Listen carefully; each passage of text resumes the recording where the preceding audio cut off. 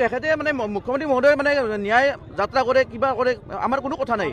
আমার এটাই কথা, জুবিনদাক ন্যায় লাগে আৰু জুবিনদাক ন্যায় নোপোৱালৈকে আমি কেতিয়াও শান্ত নহয়। অসমীয়া হিচাপে আমি অসমীয়া হিচাপে আমি নিজৰ মুখেদি নিজে কৈছিল ইলেকশ্যনৰ আগত আপোনালোকে আমি জুবিনদাক ন্যায় দিম, ন্যায় দিলে আপোনাক ভোট নিদিব। তো সেইটো চিধা কথা। কি ভোট দিম নে নিদিম সেইটো আমাৰ মুখ্যমন্ত্ৰীৰ ওপৰত আমাৰ উত্তৰ লাগে। তেখেতে যিহেতু নিজে কৈছে